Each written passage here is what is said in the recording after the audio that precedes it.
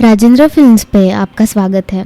दोस्तों, एक ऐसी फिल्म जिसकी सफलता ने पूरे देश में तहलका मचा दिया था। जो फिल्म हिंदी सिनेमा जगत की पहली टीनेज लव स्टोरी कही गई और बेमिसाल कामयाबी हासिल की।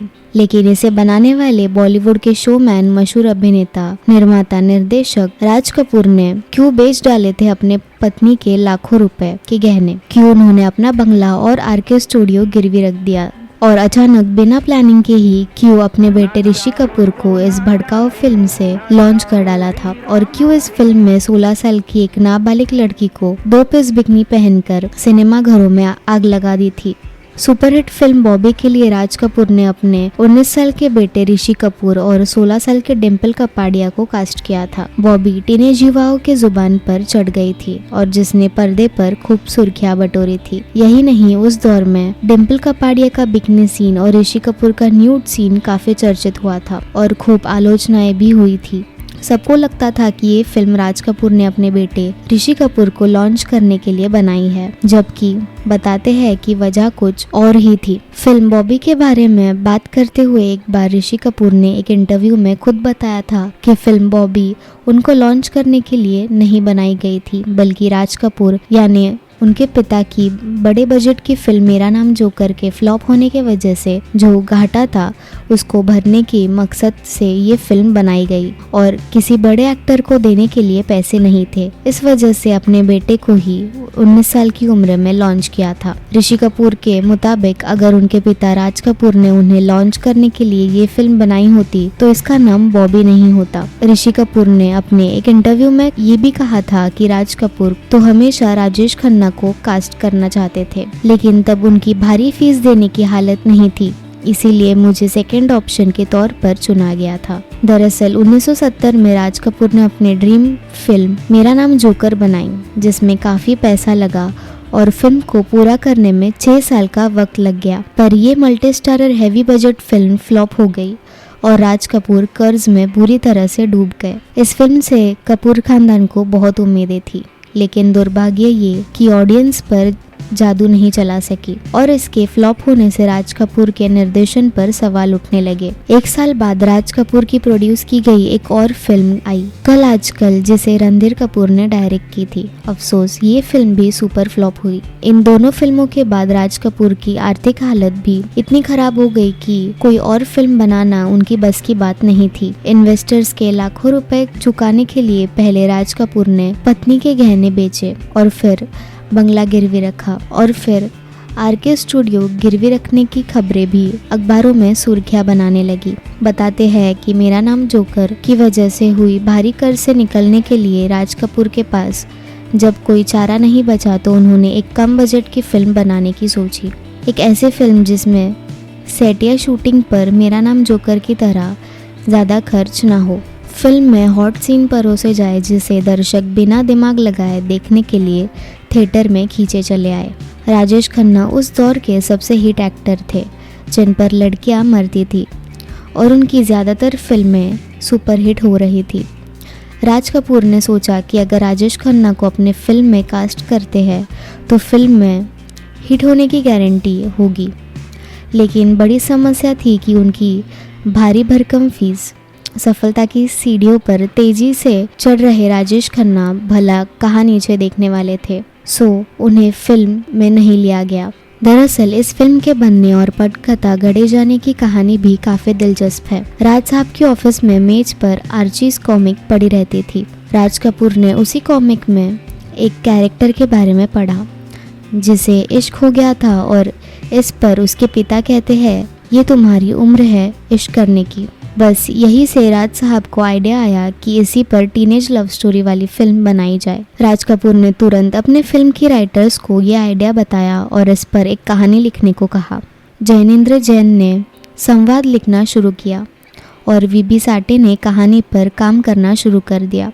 अब उन्हें तलाश थी 2 टीनेज कलाकारों की जो फिल्म में कास्ट किए जा सके। राज साहब आर्थिक तंगी से जूझ रहे थे। ऐसे में कोई और चारा ना देख उन्होंने इस रोल के लिए अपने 19 साल के बेटे ऋषि कपूर को लेने का फैसला लिया। हालांकि एक बाल कलाकार के रूप में ऋषि कपूर पहले ही डेब्यू कर चुके थे और इसमें लाइट कैमरा एक्शन खूब एंजॉय किया था। ऋषि कपूर बतौर बाल कलाकार मेरा नाम जोकर में राष्ट्रीय पुरस्कार जीतकर अपना जौहर भी दिखा चुके थे और फिल्मों में काम करने को लेकर खूब उत्साहित भी रहते थे।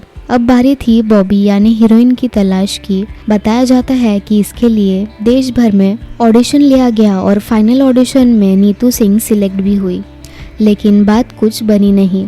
बताते हैं कि डिम्पल कपाड़िया के पिता बेहद अमीर व्यक्ति थे। वो अपने समुद्र महल में अक्सर फिल्मी सितारों को पार्टियां देते थे।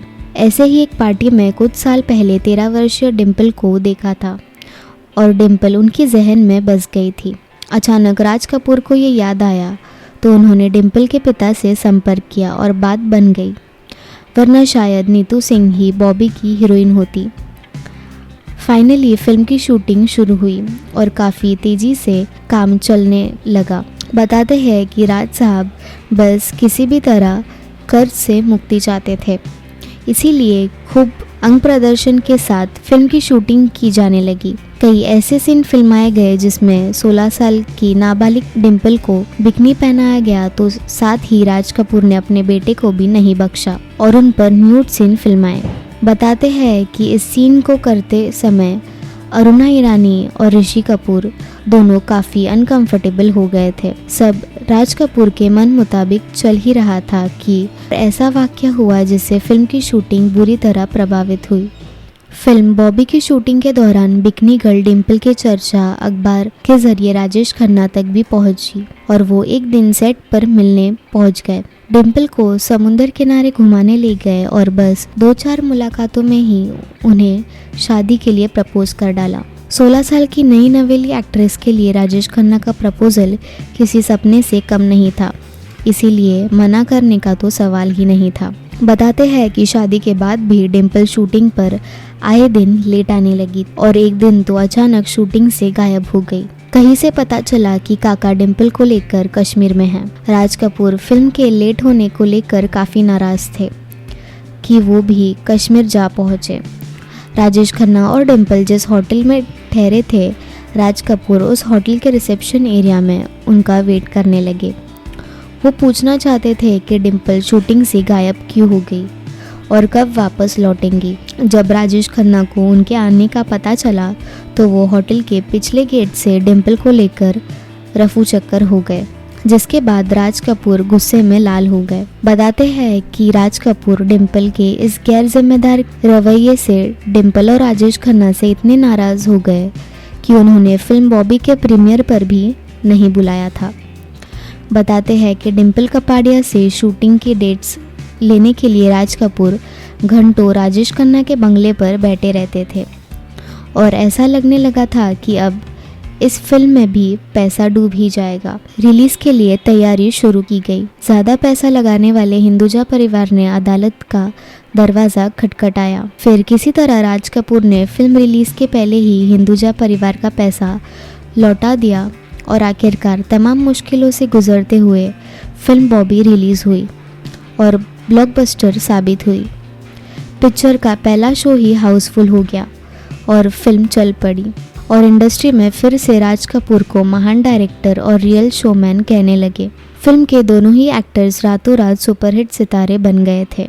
1.5 करोड़ की बजट में बनी बॉबी ने बॉक्स ऑफिस पर करीब 30 करोड़ की कमाई कर ली और सारे रिकॉर्ड तोड़ दिए। देश भर में फिल्म बॉबी के गानों का क्रेज भी गजब दिखने लगा था। इस फिल्म से जुड़ा एक और किस्सा काफी मशहूर है, जो कि राज कपूर और प्राण साहब से जुड़ा है। तब बॉलीवुड में इन दोनों की दोस्ती की मिसाल दी जाती थी। ऐसे में बॉबी फिल्म के लिए राज कपूर ने उनसे बात की और पैसे ना होने की अपनी परेशानी बताई। बताते हैं कि प्रण उस दौर में अपने फिल्मों के हीरो से ज्यादा फीस लिया करते थे, लेकिन दोस्ती में सिर्फ 1 रुपए में फिल्म के लिए साइन कर दिया और कहा कि फिल्म हिट होने के बाद फीस दे देना, नहीं तो रहने देना। फिल्म रिलीज होते ही बॉक्स ऑफिस पर सुपरहिट हो गई, लेकिन जब प्रण को फीस देने की बारी आई तब राज कपूर ने उन्हें सिर्फ 1 लाख का चेक दिया। जब प्रण साहब को ये चेक मिला तब वो काफी नाराज हुए, क्योंकि उन्हें ऐसा लगता था कि मुश्किल वक्त में उन्होंने राज कपूर का साथ दिया तो अब उन्हें पूरी फीस दे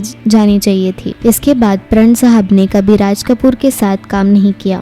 फिल्म को सर्वश्रेष्ठ अभिनेता, सर्वश्रेष्ठ अभिनेत्री, best male playback singer, best art direction और बेस्ट साउंड डायरेक्शन का फिल्म फेयर पुरस्कार मिला। डिम्पल का नाम रिकॉर्ड बना। सबसे कम उम्र यानी 16 साल में फिल्म फेयर अवार्ड जीतने वाली अभिनेत्री का तो ऋषि कपूर को मिले बेस्ट एक्टर के अवार्ड पर सवाल भी उठाया कि वो इस अवार्ड के लायक नहीं थे। वही बाद के एक इंटरव्यू में ये कहकर सनसनी मचा दी कि उन्होंने तो ये अवार्ड 30,000 रुपयों में खरीदा था। खैर, इस फिल्म की धमाकेदार सफलता से राज कपूर के सारे कर्ज उतर गए, पत्नी के गहने वापस आ गए और राज कपूर का बंगला और आरके स्टूडियो भी पैसे चुकाकर गिरवी से छुड़ा लिया गया। बने रहिए राजेंद्र फिल्म्स के साथ। चैनल को लाइक कीजिए और सब्सक्राइब भी। नमस्ते।